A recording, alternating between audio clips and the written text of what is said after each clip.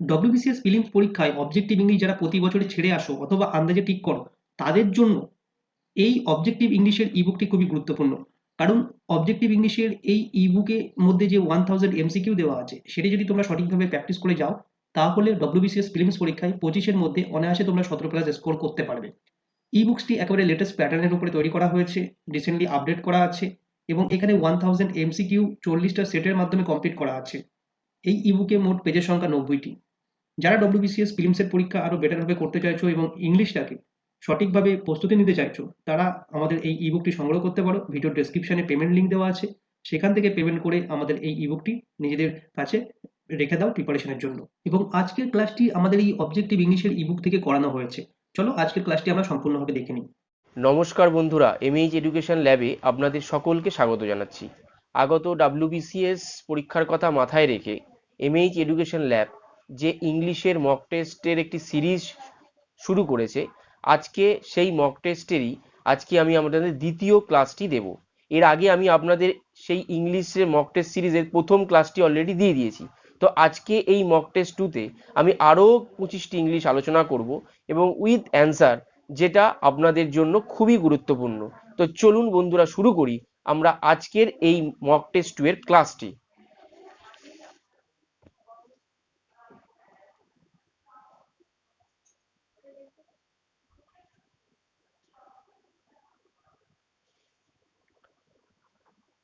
বন্ধুরা দেখুন, প্রথম যে দুটো কোশ্চেন আছে সেই দুটো দেখুন বলেছে ডিরেকশন 1 অ্যান্ড 2। এগুলো কিন্তু একটু খেয়াল করবেন পরীক্ষার কোশ্চেনে, অর্থাৎ ডিরেকশন 1 অ্যান্ড 2, অর্থাৎ 1 নম্বর এবং 2 নম্বরে যেটা দেয়া আছে সেটি কি বলেছে, আপনাকে কোনটি কি করতে বলেছে। বলেছে fill in the blanks with an appropriate preposition, অর্থাৎ প্রিপোজিশন দিয়ে আপনাকে এটি ফিল আপ করতে বলেছে, শূন্যস্থানটি পূর্ণ করতে বলেছে। তো প্রথম শূন্যস্থানে যেটি আছে সেটি দেখুন, বলেছে the scheme fail dash want of support. তাহলে এখানে আমি কি বসাবো, যেটা এতে আছে ফর, বিতে আছে ইন, সিতে আছে বাই, ডিতে আছে টু। বলে রাখা ভালো যে এই প্রিপোজিশন কিন্তু ডাব্লিউবিসিএস যবে থেকে শুরু হয়েছে তবে থেকেই কিন্তু এই ডাব্লিউবিসিএস পরীক্ষা প্রিপোজিশন 2 থেকে 3টি, কখনো কখনো 4টি কিন্তু আসতে দেখা গেছে।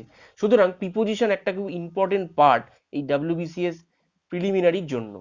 তো the scheme fail dash want of support, তাহলে এটি আমি কি করব, জিনিসটি হচ্ছে ফেইল্ডের সঙ্গে আমি কি বসালে জিনিসটা একটা পুরো কমপ্লিট, জিনিসটা একটা পরিপূর্ণতা পাবে।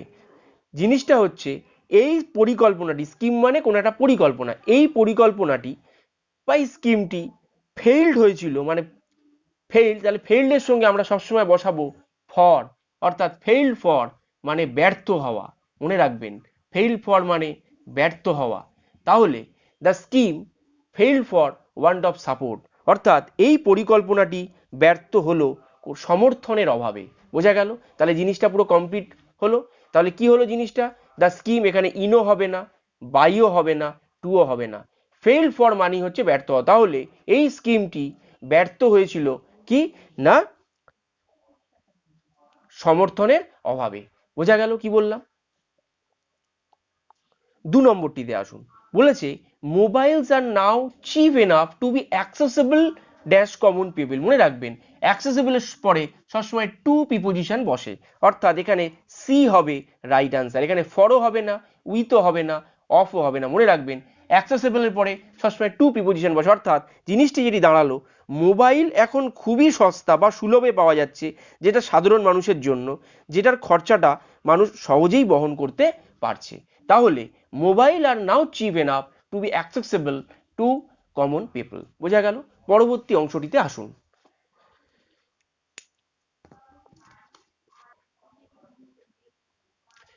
বন্ধুরা 3 নম্বরটিতে দেখুন, বলেছে রিগ্রেট, কিন্তু রিগ্রেট উচ্চারণটা কিন্তু হবে, উচ্চারণটা কিন্তু আপনারা ইংলিশে কিন্তু একটু ভালো করে প্রোনাউন্সিয়েশন গুলো ঠিক করবে। এটাকে রিগ্রেট অনেকে উচ্চারণ করে, রিগ্রেট কিন্তু উচ্চারণটি হয় না, কিন্তু regret. Regret may be expressed in the following interjection, অর্থাৎ এই রিগ্রেট কথাটি আমরা কোন 4টি এখানে যে অপশন দিয়েছে, অর্থাৎ দিয়েছে একটা অ্যালাস, একটা দিয়েছে হুশ, একটা দিয়েছে ব্রাভো, একটা দিয়েছে হুররে। তাহলে আমি কোনটা বসাবো? সর্বপ্রথম আমি আপনাদের প্রথম ক্লাসে এরকম একটি আপনাদের করিয়েছি, কারণ ডাব্লিউবিসিএস এ এই এক্সপ্রেশন থেকে একটা ইন্টারজেকশনের যে এক্সপ্রেশন গুলো আছে সেই এক্সপ্রেশন থেকে কিন্তু একটা কোশ্চেন আসেই। তো এই রিগ্রেট কথাটির মানে আপনাকে প্রথমে জানতে হবে, যেটি দেবে। অর্থাৎ রিগ্রেট মানে হলো অনুশোচনা, অনুশোচনা করা, অনুশোচনা বা আপনার অনুতাপ, এই ধরনের কিছু বোঝালে, অনুশোচনা, অনুতাপ, কোনো দুঃখ জাতীয় কিছু বোঝালে সেখানে আপনাকে যে ইন্টারজেকশনটি বসবে সেটা হবে, মনে রাখবেন, অ্যালাস। বোঝা গেল? তাহলে এখানে যে অ্যান্সারটি হবে ঠিক সেটা হলো অ্যালাস। হুশ কখন বসবে সেটিও আমি বলে দিচ্ছি। হুশ তখনই বসবে, মনে করুন কোনো অবজ্ঞা কিছু বোঝাচ্ছে, অবজ্ঞা কিছু বোঝাচ্ছে। কিরকম? মনে করুন আপনি কোনো একটা কথা বলেছেন, কেউ বললো হুশ, এটা হয় নাকি? তাহলে জিনিসটি হচ্ছে হুশ, মানে কোনো কিছু আপনাকে কোনো কথা বললেন, সেটা অবজ্ঞা করা হচ্ছে, নেগলেক্ট করে দেওয়া হচ্ছে, সেই ক্ষেত্রে হুশ। ব্রাভো কি? কোনো গর্ব বা প্রাউডি কিছু বোঝালে সেই ক্ষেত্রে হবে ব্রাভো। আর হুররা কি? কোনো আনন্দিত কিছু হওয়া, মনে করুন আপনারা কোনো কিছু জিতেছেন, বালকরা এই খেলাটি জিতেছে, আনন্দিত হওয়া, সেখানে হুররে, সেখানে ব্যবহৃত হবে। বোঝা গেল? তাহলে রিগ্রেট কথার মানে এখানে যেটি দিয়েছে রিগ্রেট, রিগ্রেট কথার মানে হলো অনুশোচনা হওয়া বা অনুতপ্ত হওয়া, মানে দুঃখ জাতীয় কিছু বোঝালে সেখানে হবে অ্যালাস। বোঝা গেল? পরবর্তীটিতে দেখুন কি আছে, 4 নম্বরে বলেছে, এখানে একটি ওয়ান ওয়ার্ডস দিয়েছে। কি বলেছে? An ornithology deals with, ornithology মানে পক্ষী বিশারদ। তাহলে দেখুন পক্ষী বিশারদ, তাহলে পক্ষী বিশারদ কি নিয়ে? পক্ষী মানে কি? পাখি। তাহলে এখানে আমাকে দেখতে হবে যে পাখি কোথায় আছে। ইনসেক্ট এটি হবে না, আইজ এটা হবে না, হার্ট এটাও হবে না। তাহলে বার্ডস, বার্ডস মানে হচ্ছে পাখি। তাহলে অর্নিথোলজিস্ট ডিলস উইথ বার্ডস। বোঝা গেল? পরবর্তী অংশটিতে আসুন। দেখুন 5 নম্বরটিতে বলেছে অ্যান ইনডিফ্যাটিগেবল পার্সন রিমেইনস। তাহলে আপনাকে জানতে হবে যে ইনডিফ্যাটিগেবল মানেটা কি। মানে যে মানুষ ক্লান্ত হয় না। তাহলে ক্লান্ত ব্যাপারটা এখানে কোনটার মধ্যে রয়েছে? টায়ার্ড ব্যাপারটা, মানে ক্লান্ত মানে কি? টায়ার্ড। তাহলে যে ক্লান্ত হয় না সে অক্লান্ত, তাহলে আনটায়ার্ড হবে, অর্থাৎ বি হবে এখানে রাইট আনসার। অর্থাৎ আনহ্যাপিও হবে না, অখুশি, আনসোশ্যালও হবে না, তথা সামাজিক, আর আনরিলেন্টফুলও হবে না। আনরিলেন্টফুল মানে যে অনুশোচনাহীন, আনরিলেন্টফুল মানে অনুশোচনাহীন, এটিও হবে না। অর্থাৎ অক্লান্ত হবে এর উত্তরটি। ইনডিফ্যাটিগেবল মানে পার্সন রিমেইনস আনটায়ার্ড, অর্থাৎ ইনডিফ্যাটিগেবল মানুষ কখনো ক্লান্ত হয় না। বোঝা গেল? 6 নম্বরটিতে দেখুন বলেছে select the pair in the following options which in shed in opposition, অর্থাৎ একটা অপরটার বিপরীত এখানে কোনটা আছে। তাহলে আপনাকে মানেগুলো জানতে হবে। দেখুন লিকুইড আর সলিড, অর্থাৎ তরল এবং কঠিন, তাহলে এটা কিন্তু যায়। আবার পরের গুলো দেখি, দেখি সেখানে আরো কিছু অপশন আছে কিনা। ইনাফ অ্যান্ড অ্যাডিকুয়েট, ইনাফ মানে যথেষ্ট, অ্যাডিকুয়েট মানেও কিন্তু যথেষ্ট, তার মানে এটি হবে না। এন্টাইজ, এন্টাইজ অ্যান্ড লাউড, এন্টাইজ অ্যান্ড লাউড এই কথার মানেটা কি? এন্টাইজ মানে হচ্ছে, এন্টাইজ মানে হচ্ছে তোমার আপনাদের হচ্ছে বিপদে চালিত করা। কি বললাম? এন্টাইজ মানে হচ্ছে বিপদে চালিত করা। তাহলে এন্টাইজ মানে বিপদে চালিত হওয়া বা করা, যাই হোক। আর লাউড মানে কি? লাউড মানে হচ্ছে প্রলোভন দেখানো, প্রলোভন, লাউড মানে হচ্ছে প্রলোভন। তাহলে এই দুটো কি আলাদা? কখনোই না। বিসিএস এই এত কমন মানে খুব কাছাকাছি মানে দেবে, মানেটার আপনাকে ভাব বুঝতে হবে। এখানে একরকম মানে, কিন্তু এই ভাবটা আপনাকে এমন ভাবে দেবে মনে হবে যেন এটার অপোজিট আছে, কিন্তু নয়। আপনাকে ভাবটা বুঝতে হবে। বিপদে চালিত হওয়া মানেই কি? যে বিপদে চালিত হয় তার মানে তাকে কিছু প্রলোভন দেখানো হয়েছে, তার মানে এটিও হবে না, কারণ দুটোর মানে একই। এন্টাইজ মানে প্রলোভন, এন্টাইজ মানে হচ্ছে বিপদে চালিত করা, আর লাউড মানে হচ্ছে লিওর, লিওর মানে হচ্ছে আপনার প্রলোভন দেখানো। তাহলে দুটোর মানেই কিন্তু হচ্ছে আপনার একই, তাহলে এটিও কিন্তু হবে না, অর্থাৎ এটি আমি ক্রস দিয়ে দিলাম। এক্সেস আর সারপ্লাস, এক্সেস, এক্সেস মানে কি? অতিরিক্ত বা বাড়তি, অতিরিক্ত বা বাড়তি, আর সারপ্লাস মানেও কিন্তু বাড়তি। তাহলে এগুলো সবই কিন্তু একই মানে। এখানে যেটি দেখাচ্ছে তরল এবং লিকুইড, অর্থাৎ এ হবে সেট ইন অপোজিশন, অর্থাৎ বিপরীত আছে। লিকুইড মানে তরল, তার অপোজিট হচ্ছে সলিড। তাহলে এনাফও হবে না, এনাফ মানে যথেষ্ট, অ্যাডিকুয়েট মানেও যথেষ্ট হবে না। এন্টাইজ মানে কি? বিপদে চালিত করা। আর লিওর, লিওর মানে কি? প্রলোভন দেখানো। তাহলে বিপদে চালিত যে হচ্ছে তাহলে তাকে প্রলোভন দেখানো, তাহলে দুটোর কিন্তু মানে একই। এক্সেস মানে কি? অতিরিক্ত বা বাড়তি, সারপ্লাস মানেও কিন্তু অতিরিক্ত বা বাড়তি, অর্থাৎ হবে না। এখানে যেটি হবে সেটি হবে লিকুইড আর সলিড, অর্থাৎ এ হবে রাইট অ্যান্সার। পরবর্তী অংশটিতে আসুন।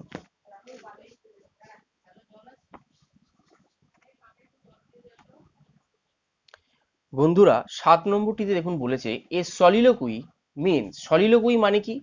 সলিলোকুই মানে যে নিজের সঙ্গে কথা বলে, নিজের সাথে কথা বলা, এটাকে বলা হচ্ছে সলিলোকুই। তাহলে এখানে নিজের সঙ্গে কথা বলা কি, কোনটি দেখাচ্ছে, কোনটি এখানে মিন করছে? এতে অপশানে আছে স্পিকিং টু আদার্স, মানে অন্যের সঙ্গে, তাহলে এটি হবে না। স্পিকিং টু ওয়ান সেলফ, এটি হবে, অর্থাৎ বি হবে এখানে রাইট অ্যান্সার। অর্থাৎ সিটাও দেখে নি কি আছে, স্পিকিং টু উইসপার্স মানে ফিস ফিস করে কথা বলা, না এটাও হবে না। স্পিকিং টু ফ্রেন্ড, বন্ধুদের সঙ্গে কথা বলা, না। তাহলে এখানে যেটি হবে সলিলোকুই মানে হচ্ছে নিজের সাথে কথা বলা, অর্থাৎ স্পিকিং টু ওয়ান সেলফ, অর্থাৎ নিজের সঙ্গে কথা বলা। এখানে মানেটা হলো B is the right answer. 8 নম্বরটি দেখুন, বলেছে to take up the gauntlet, এটি কিন্তু একটা idioms. To take up the gauntlet মানে হচ্ছে অ্যাকসেপ্ট দ্য চ্যালেঞ্জ, অর্থাৎ এখানে দেখুন অ্যাকসেপ্ট দ্য চ্যালেঞ্জ কোথায় আছে, এ ইজ দ্য রাইট আনসার। অর্থাৎ টেক আপ দ্য গাউন্টলেট মানে কোনো চ্যালেঞ্জকে অ্যাকসেপ্ট করা, সেটাই হচ্ছে টু টেক আপ দ্য গাউন্টলেট, একটি ইডিয়মস। তাহলে 8-এর অ্যান্সারটি হবে এ, অর্থাৎ টু টেক আপ দ্য গাউন্টলেট মানেই হবে টু অ্যাকসেপ্ট দ্য চ্যালেঞ্জ, অর্থাৎ চ্যালেঞ্জকে যে কোনো চ্যালেঞ্জকে অ্যাকসেপ্ট করাই হচ্ছে টেক আপ দ্য গাউন্টলেটের মানে। বোঝা গেল? পরবর্তী অংশটিতে আসুন বন্ধুরা। 9 নম্বরটি দেখুন দিয়েছে fill in the space with an infinity, অর্থাৎ এই স্পেসটার মধ্যে এমন একটা বসাতে হবে যেটা একটা মিনিং দাঁড়ায়, যেটা আমরা চলতি কথা ইউজ করি। বলেছে it is easy dash but hard to finish. মনে রাখবেন আমরা সবসময় চলতি কথা ইউজ করি। It is easy to begin but hard to finish, অর্থাৎ আমরা বলি এটি শুরু করা সহজ কিন্তু শেষ করা খুব কঠিন। তাহলে এখানে যেটি আপনার ওয়ার্ডটি ব্যবহৃত হবে সেটা হবে টু বিগিন, অর্থাৎ শুরু করা সোজা। It is easy to begin but hard to finish, ইহা শুরু করা সহজ কিন্তু শেষ করা খুবই কঠিন। এটি কিন্তু একটা কমন টক বা কথা, কমন টক, এটা যে সবসময় আমরা ইউজ করি। It is easy to begin but hard to finish, অর্থাৎ ইহা শুরু করা খুবই সহজ কিন্তু শেষ করা খুব কঠিন। বোঝা গেল? তাহলে ডি হবে রাইট আনসার। 10 নম্বরটিতে দেখুন, বলেছে fill in the blanks with an correct word, বলেছে dash he was late he come home by 9। এখানে আমি কোনটি বসাবো? অর্থাৎ এখানে আমি যেটি বসাবো সেটা হলো বি, হচ্ছে অলদো। অলদো মানে যদিও, তাহলে জিনিসটি এখানে অলদো কথাটি বসাবো, অর্থাৎ ALTHOUGH, অর্থাৎ অলদো। অলদো মানে যদিও। কেন ইভেন বসলে? ইভেন মানে এমন কি, ইভেন মানে হচ্ছে এমন কি, বিকজ মানে হচ্ছে কারণ, আর ডেসপাইট মানে হচ্ছে তা সত্ত্বেও। তাহলে এখানে ওই জিনিসটা যেটি দাঁড়াচ্ছে অলদো, যদিও সে তার দেরি হয়েছিল, সে 9টার মধ্যে বাড়ি ফিরে এসেছিল বা বাড়ি ফিরে এসছে, যেহেতু এখানে প্রেজেন্ট টেন্সে বাড়ি ফিরে এসছে। তাহলে কি বললাম? যদিও সে লেট করেছিল কিন্তু সে 9টার মধ্যে বাড়ি ফিরে এসছে। তাহলে অলদো অর্থাৎ যদিও কথাটি বসবে। বোঝা গেল?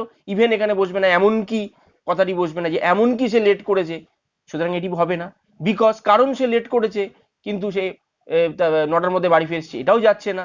ডেসপাইট মানে তা সত্ত্বেও সে লেট করেছিল, এইভাবে হয় না। যদিও সে লেট করেছিল কিন্তু সে 9টার মধ্যে বাড়ি চলে এসেছিল, তাহলে এই ক্ষেত্রে সবসময় হবে অলদো, অর্থাৎ এখানে যেটি হবে B is the right answer. পরবর্তী অংশটিতে আসুন। ডিরেকশন 11 and 12 বলেছে দেখুন fill in the blanks with an correct alternative given below।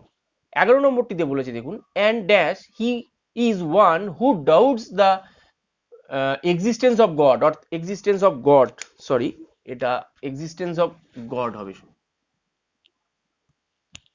তাহলে and dash is one who doubts the existence of God, অর্থাৎ একজন যে কিনা ভগবানের অস্তিত্ব সম্পর্কে ডাউটফুল আছে, অর্থাৎ সে ভগবানের অস্তিত্ব আছে কিনা সেটা সন্দেহ আছে, এই ধরনের জিনিসকে বোঝায়। অর্থাৎ সে ভগবান আছে এটিও বিশ্বাস করে, আবার ভগবানের যে অস্তিত্ব নেই সেটিও মানে সে বিশ্বাস করতে পারছে না, মানে দুটোর মধ্যে একটা মানে দোটানার মধ্যে রয়েছে। অর্থাৎ সে মনে করছে না যে ভগবানের অস্তিত্ব আছে, আবার মনে করছে ভগবানের অস্তিত্ব নেই। তাহলে এই ধরনের জিনিসটিকে বলবো আমরা, সেই সব পার্সনকে বলে অ্যাগনোস্টিক, অর্থাৎ এ হবে ইজ দ্য রাইট আনসার। বোঝা গেল? যেগুলো রাইট আনসার সেগুলো আমি গোল এরকম দিয়ে দেবো। আচ্ছা, অলট্রুইস্টটাও জেনে নিন। অলট্রুইস্ট মানে হচ্ছে পরার্থবাদী বা পরার্থবাদ, মানে কি, যে পরের কথা ভাবে। আর অ্যাসেটিক্স মানে তপস্বী বা সাধু, তাহলে এটিও হবে না, এটিও হবে না। অ্যাথিস্ট মানে কি? নাস্তিক, মানে যে ভগবানে বিশ্বাসই করে না। কিন্তু এখানে দেখুন কনফিউশন কোনটার মধ্যে হবে, আপনাকে পরীক্ষার সময় আপনাকে এই দুটোই দিয়ে দেবে। নাস্তিক, অনেকে যেটি ভুলটি করে অ্যাথিস্ট করে আছে, অর্থাৎ মনে রাখবেন অ্যাথিস্ট মানে কি? যে ভগবানের একদমই বিশ্বাস করে না। আর এখানে আপনাকে কি বলেছে, ডাউটস আছে, তার মানে সন্দেহ আছে, তাহলে হবে অ্যাগনস্টিক। মনে রাখবে এই দুটো কিন্তু খুব কনফিউশন হয়। যদি ডাউটস কথাটা না থাকে, যে বিশ্বাসই করে না যে ভগবানের অস্তিত্ব আছে কিনা, সে নাস্তিক। আর যে ডাউটস মানে তার সন্দেহ আছে ভগবানের অস্তিত্ব আছে, ভগবানের অস্তিত্ব আছে কিনা মানে তার একটা ডাউটফুল আছে, সেই ধরনের ক্ষেত্রে অ্যাগনস্টিক হবে। বোঝা গেল? 12 নম্বরটিতে আসুন, বলেছে and dash is written on the death of someone, অর্থাৎ কারো মৃত্যু নিয়ে কিছু লেখা হয়, অর্থাৎ কিছু মৃত্যু নিয়ে লেখা মানে হচ্ছে শোকগাথা, অর্থাৎ শোক প্রকাশ, তার মানে সেটি হবে এলিজি, অর্থাৎ ডি হবে রাইট অ্যান্সার। অর্থাৎ এলিজি মানে শোকগাথা, শোকগাথা কবিতা। বোঝা গেল? আচ্ছা, অডি মানে কি এটাও জেনে রাখুন। অডি মানে হচ্ছে প্রশংসা সূচক কবিতা। যদি এখানে প্রেইজ কথাটা থাকতো, প্রেইজ মানে প্রশংসা করা, তাহলে অবশ্যই এখানে হয়ে যেত অডি, অর্থাৎ প্রশংসা সূচক কবিতা। আচ্ছা, এপিলগ মানে কি? এপিলগ মানে হচ্ছে উপসংহার। আর এপিফ্যানি মানে হচ্ছে কি? এপিফ্যানি মানে হচ্ছে যিশুর, যিশু খ্রিস্টের কোনো একটা কবিতা বা গল্প, বা যিশু খ্রিস্টের কোনো একটা গল্প, যিশু খ্রিস্টের কোনো একটা গল্প, সেটা হচ্ছে এপিফেনি। বোঝা গেল কি বললাম? এপিফেনি মানে, তাহলে আমি আরেকবার বলে দিচ্ছি, এটি an elegy is written on the death of someone, অর্থাৎ এলিজি মানে শোকগাথা কবিতা, কারোর মৃত্যু নিয়ে কিছু লেখা হচ্ছে, সেটা হচ্ছে শোকগাথা, তাহলে এখানে হবে elegy is the right answer. আচ্ছা, এপিলগ হবে না, কারণ এপিলগ মানে উপসংহার। এপিফেনি মানে কি? যিশু খ্রিস্টের কোনো গল্প লেখা হচ্ছে, সেটা হচ্ছে এপিফেনি। আর অডি মানে হচ্ছে প্রশংসা সূচক কবিতা। যদি এখানে প্রেজ কথাটি থাকতো, তাহলে অবশ্যই জিনিসটা অডি হতো। অডি মানে হচ্ছে প্রশংসাসূচক কবিতা। তাহলে এখানে প্রশংসাসূচক কিছু নেই, বলেছে ডেথ অফ সামওয়ান, অর্থাৎ কারো মৃত্যু নিয়ে কিছু লেখা হচ্ছে, তাহলে সেটা হবে এলিজি মানে শোকগাথা কবিতা। পরবর্তী অংশটিতে আসুন। এই দুটোই কিন্তু ভীষণ ইম্পর্টেন্ট এবং পরীক্ষায় কিন্তু অনেকবার এসেছে। বন্ধুরা, 13 নম্বরটি দেখুন, বলেছে লোলিনেস ইজ ইয়ং ড্যান্স ল্যাডার। এখানে চারটে অপশন দিয়েছে, অ্যাম্বিশনস, প্রাইডস, অনেস্টিস অ্যান্ড মরালিটিস। এখানে এ হবে রাইট অ্যান্সার, অর্থাৎ অ্যাম্বিশনটি হবে অ্যান্সার। অর্থাৎ লোলিনেস ইজ ইয়ং অ্যাম্বিশনস ল্যাডার, অর্থাৎ লোলিনেস মানে অবমাননা, অবমাননা বা অবমাননা যাই বলুন না কেন, অবমাননা হলো হচ্ছে নতুন স্বপ্ন দেখার বা উচ্চাকাঙ্ক্ষার সিঁড়ি। এটি উইলিয়াম শেক্সপিয়ারের, উইলিয়াম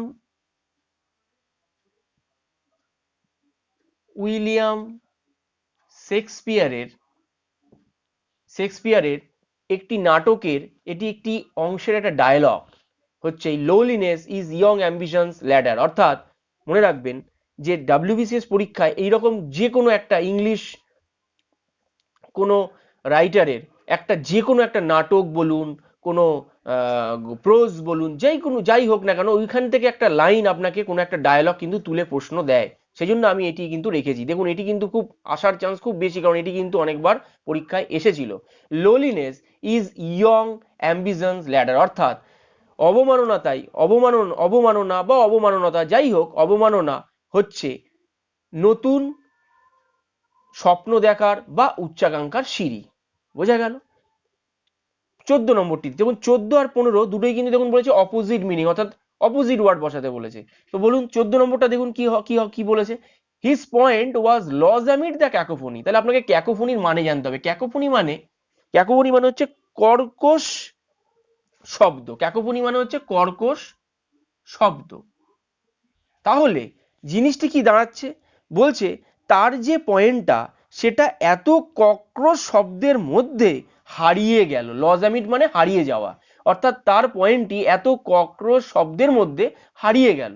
তাহলে ক্যাকোফোনি মানেটা আমাকে আন্ডারলাইন যে কটা করা আছে তার অপোজিট ওয়ার্ডটি বসাতে হবে। তাহলে ক্যাকোফোনি মানে কি? কক্রোশ শব্দ। তাহলে কক্রোশ যদি কর্কশ শব্দ যদি আপনার ক্যাকোফোনি হয়, তার মানে এটা ক্রাউডও হবে না, মিউজিকও হবে না, ডিসকর্ডেন্সও হবে না, তাহলে হবে কোনটা? সাইলেন্স, অর্থাৎ কর্কশ শব্দ তাহলে চুপচাপ, তার অপোজিট চুপচাপ, তাহলে সাইলেন্স মানে কি? চুপচাপ বা স্থির থাকা, তাহলে সি হবে ইজ দ্য রাইট আনসার। ক্যাকোফোনির অপোজিট মনে রাখবেন সাইলেন্স। 15 নম্বরটিতে আসুন, বলেছে the possibility of failure was imminent. Imminent মানে আসন্ন হওয়া, আসন্ন হয়ে পড়েছে, আসন্ন মানে কাছাকাছি চলে এসছে। তাহলে দ্য পসিবিলিটি মানে ব্যর্থতা হওয়ার সম্ভাবনা ছিল খুবই আসন্ন, তার মানে আসন্ন মানে ইমিনেন্ট মানে আসন্ন। তাহলে এখানে তার অপোজিট কি হবে? যেটা একদম কাছাকাছি। আসন্ন মানে কি? কোনো জিনিস আসন্ন হয়ে পড়েছে, তার মানে কাছাকাছি। কাছাকাছি, তাহলে কাছাকাছি যদি হয় তাহলে ওটাকে আমি চলিত কথায় যদি বলি তাহলে কাছাকাছি, তাহলে কাছাকাছি যদি হয় তাহলে এটা দূরে, তাহলে এখানে দূরে মানে আমাকে অপোজিট বসাতে বলেছে, তাহলে আসন্ন মানে কাছাকাছি, তাহলে দূরে মানে কি হবে, এখানে রিমোট, অর্থাৎ এ হবে রাইট অ্যান্সার, অর্থাৎ কাছাকাছি, এটা হবে দূরে। বোঝা গেল? পরবর্তী অংশটিতে আসুন বন্ধুরা। 16 এবং 17 নম্বর ডিরেকশন, অর্থাৎ 16 এবং 17তে বলেছে দেখুন কি, fill in the blanks with the correct phrasal verb, অর্থাৎ ফ্রেজাল ভার্ব দিয়ে আপনাকে এই শূন্যস্থানটি পূর্ণ করতে হবে, যেটা অপশন আপনাকে 4টে করে দেওয়া আছে। প্রথমটিতে দেখুন বলেছে they decided to dash his number in the yellow page, অর্থাৎ এই 16 নম্বরে যেটা আমি বসাবো, তারা স্থির করলো যে তার নাম্বারটি ইয়েলো পেজ, মানে মনে রাখবেন ইয়েলো পেজ হচ্ছে ইউকে অর্থাৎ ইউনাইটেড কিংডমের যে টেলিফোন ডিকশনারি সেটাকে বলা হয় হচ্ছে ইয়েলো পেজ, অর্থাৎ তারা স্থির করলো বা মনস্থির করলো যে তার এই নাম্বারটি টেলিফোন ডিকশনারিতে খুঁজে নেবে। তাহলে খুঁজে নেওয়া ইংরেজি কি হবে, লুক আপ, অর্থাৎ এখানে হবে C is the right answer, অর্থাৎ they decided to look up his number in the yellow page, অর্থাৎ এখানে হবে C is the right answer. পরবর্তীটিতে দেখুন বলেছে the boss simply could not dash his inefficiency anymore, অর্থাৎ বস তার এই অকর্মণ্যতা, ইনএফিসিয়েন্সি মানে অকর্মণ্যতা, যে কাজ করতে চায় না, এই অকর্মণ্যতা আর মেনে নেবে না।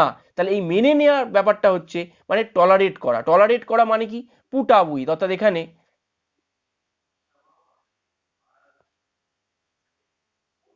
এখানে বি হবে ইজ দ্য রাইট আনসার, অর্থাৎ the boss simply could not put up with, অর্থাৎ পুট আপ উইথ মানে কি, টলারেট করা, অর্থাৎ বস তার এই অকর্মণ্যতা আর মেনে নেবে না, অর্থাৎ মেনে নেওয়া, টলারেট মানে কি কোনো কিছু সহ্য করা বা টলারেট করা, আর কুড নট মানে কি সহ্য করবে না, could not put up with মানে পুট আপ উইথ মানে টলারেট করা, তাহলে কুড নট যখন বলছে তার মানে সে সহ্য করবে না, তাহলে the boss simply could not put up with in his inefficiency anymore, অর্থাৎ বসটি তার এই অকর্মণ্যতা আর সহ্য করবে না বা মেনে নেবে না।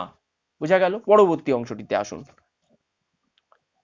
বন্ধুরা। 18 নম্বরটি দেখুন, এটি ন্যারেশন দিয়েছে, অর্থাৎ ডাইরেক্ট স্পিচ থেকে ইনডাইরেক্ট স্পিচে আমাকে করতে হবে, অর্থাৎ বলেছে he said to me let us go home, বলছে যে সে আমাকে বলেছিল আমাদের বাড়ি যেতে দাও।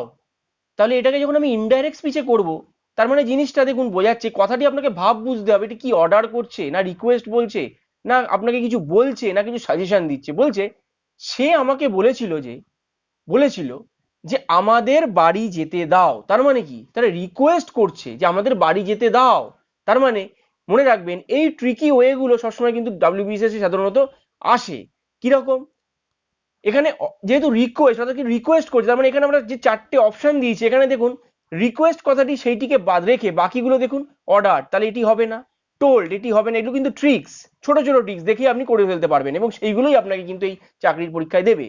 সাজেস্টেড, কোনো সাজেশন দেওয়াও কিন্তু এটা নয়, তাহলে এটিও হবে না, তাহলে এখানে রিকোয়েস্ট করছে, তাহলে অবশ্যই এ হবে রাইট আনসার, অর্থাৎ he requested me to go home, অর্থাৎ সে অনুরোধ করেছিল আমাকে বাড়ি যেতে দেওয়ার জন্য। বোঝা গেল কি বললাম?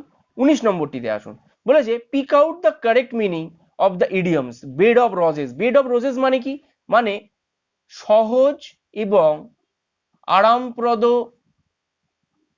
অবস্থা। তাহলে এখানে সহজ এবং আরামপ্রদ অবস্থা বলতে কি বোঝায়, newly laid garden in the roses হবে না, বিউটিফুল অবজেক্ট হবে না, ভেরি কালারফুল নয়, আমাকে বলছে সহজ এবং আরামপ্রদ অবস্থা মানে an easy and comfortable situation, অর্থাৎ ডি হবে ইজ দ্য রাইট আনসার। তাহলে আপনাকে মানেই জানতে হবে, বেড অফ রোজেস মানে এটা একটা ইডিয়মস, অর্থাৎ এটি মানে হলো সহজ এবং আরামপ্রদ অবস্থা, যেটার মানে হচ্ছে an easy and comfortable situation. পরবর্তী অংশটিতে আসুন বন্ধুরা। 20 নম্বরটিতে দেখুন বলেছে, এইরকম দেয় আপনাদের পরীক্ষার সময়, এরকম আসেই, replace the portion of the sentence in capitals with the phrase or idioms choosing from the alternative given below. বলেছে নিচে যে সেন্টেন্সটা দিয়েছে দেখুন, এই যে if you continue to be negligent about your work and take everything casually you will be punished, এই যে কথাটা দিয়েছে সেন্টেন্সটাতে, এখানে যে ক্যাপিটাল যে পোর্শনটা আছে সেই পোর্শনটিকে আপনি রিপ্লেস করুন ফ্রেজ বা ইডিয়মস দিয়ে, যে ইডিয়মস বা ফ্রেজটা এই 4টে অপশনে লুকানো আছে, তাহলে এটি আপনাকে বলতে হবে। তাহলে আপনাকে প্রথমে মানে বুঝতে হবে যে পানিশড কথাটার মানেটা কি। বলেছে যদি if you continue to be negligent you about your work, অর্থাৎ যদি তুমি তোমার কাজের প্রতি এরকম অবহেলা করো এবং টেক এভরিথিং ক্যাজুয়ালি, এবং সবকিছুই তুমি ক্যাজুয়ালি নাও, তাহলে তোমাকে ইউ উইল বি পানিশ, তাকে তোমাকে শাস্তি দেওয়া হবে। তাহলে এই যে পানিশড কথাটার মানে হলো কি, অ্যাট লস হবে না, ড্যাগার্স ড্রন হবে না, অ্যাট স্ট্যাগ হবে না। পানিশড কথাটার মানে হলো, এখানে ইডিয়ম বা ফ্রেজটি যেটি হবে সেটি হলো ব্রট টু বুক, অর্থাৎ এটি মানেই হলো পানিশড। অর্থাৎ এখানে কিন্তু যখন ব্যাকেটে বি দেওয়া মানে, এখানে কিন্তু যখন আমি ব্রট টু বুক করব তখন কিন্তু বিটি বসবে না, ওই জন্য আমি এখানে কিন্তু ব্যাকেটে বিটি লিখে রেখেছি, অর্থাৎ you will brought to book. বোঝা গেল কি বললাম? তাহলে এই যে পানিশড কথাটা রয়েছে, তাহলে এই পানিশড কথাটার মানেই হলো ব্রট টু বুক, মানে হচ্ছে শাস্তি প্রদান করা। বন্ধুরা 21 নম্বরটিতে দেখুন, বলেছে 21 নম্বরটি যেটি বলেছে change the voice of the given sentence, Mayank will have help me. তাহলে এটি আমাকে অ্যাক্টিভ ভয়েসে দিয়েছে, তাহলে অ্যাক্টিভ থেকে আমাকে কি করতে হবে, প্যাসিভ করতে হবে। আমি আগের ক্লাসে আমি বলেছিলাম যে ভয়েস করতে গেলে আপনাকে বুঝতে হবে প্রথমে যে সেন্টেন্সটি দিয়েছে সেটি কোন টেন্সের কি ফর্মে দিয়েছে। তাহলে বলেছে Mayang will have help me, তাহলে দেখুন আমি ফরমেশন অনুযায়ী যদি করি তাহলে এটা সাবজেক্ট উইল, তাহলে মায়াং উইল বা শ্যালো এখানে বসতে পারতো, অর্থাৎ সাবজেক্ট, অর্থাৎ যদি থার্ড পার্সন সিঙ্গুলার নাম্বার তাই উইল দিয়েছে, তাহলে মায়াং উইল, তাহলে সাবজেক্ট প্লাস শ্যাল বা উইল হলো, প্লাস হ্যাভ বসলো, প্লাস পাস্ট পার্টিসিপল ফর্ম, অর্থাৎ এই যে হেল্প এটা past participle form, plus object, object এখানে কি মি। তাহলে এই জিনিসটা পুরোটাই হচ্ছে ফিউচার পারফেক্ট, ফিউচার পারফেক্ট। তাহলে ফিউচার পারফেক্টের যখন এটা অ্যাক্টিভে আছে, তাহলে আমরা যখন প্যাসিভ করব তাহলে ফরমেশনটা কি দাঁড়াবে? আমরা জানি ভয়েসের ক্ষেত্রে কি হয়, অ্যাক্টিভ ভয়েসের ক্ষেত্রে প্যাসিভ করতে গেলে এর অবজেক্টটা সাবজেক্ট হয়ে যায়, যদি মি থাকে তাহলে সেটি কি হয়ে যাবে, আই হয়ে যাবে। তাহলে এখানে ওটা হলো সাবজেক্ট, প্লাস প্লাস কি বসবে, শ্যাল বা উইল বসবে। তাহলে এখানে যেহেতু আই, তাহলে আমি বসাবো কি, আই উইল, তাহলে সাবজেক্ট বসলো, শ্যাল বা উইল বসলো, তারপরে কি বসবে, তারপরে বসবে হচ্ছে হ্যাভ, তাহলে উইল হ্যাভ বসলো, তাহলে আই উইল হ্যাভ, তারপরে বিন বসবে, তাহলে কি বসবে, হ্যাভ বিন, তাহলে আমি বসাবো হ্যাভ বিন। তাহলে এটাকে আমি হ্যাভ প্লাস বিন না করে আমি হ্যাভ বিন করে দিলাম ডাইরেক্ট, অর্থাৎ হ্যাভ বিন উইল হ্যাভ বিন। তারপরে কি বসবে, প্লাস পাস্ট পার্টিসিপল ফর্ম, অর্থাৎ হেল্প, হেল্প হেল্প হেল্প, তাহলে হেল্প বসলো, বাই ফ্রেজটি বসবে, তারপরে কি মায়াং কথাটি বসে যাবে, বাই মায়াং। তাহলে তাহলে জিনিসটি যেটি দাঁড়ালো I will have been help by my aunt. তাহলে আপনাকে প্রথমে যেটি বুঝতে হবে যে এই সেন্টেন্সটি কোন টেন্সের কোন ফর্মে দিয়েছে। তাহলে এটি বোঝা যাচ্ছে সাবজেক্ট প্লাস শ্যাল বা will have plus past participle form plus object, এটি আপনাকে দেওয়া আছে যে ফিউচার পারফেক্টে। তাহলে ফিউচার পারফেক্টের অ্যাক্টিভ থেকে যদি ফিউচার পারফেক্টে প্যাসিভ করতে যাই তাহলে আমার কি হবে, আমরা জানি ভয়েসের যে নিয়ম অবজেক্ট সাবজেক্ট হবে, তাহলে মি থাকলে এটি আই হয়ে যাবে, তাহলে সাবজেক্ট বসলো, তারপরে উইল বা শ্যাল বসবে, যেহেতু এখানে ফার্স্ট পার্সন আপনার আই আছে তাহলে আমি উইল বসালাম, তাহলে উইল হলো, তারপরে কি বসবে, তারপরে আপনার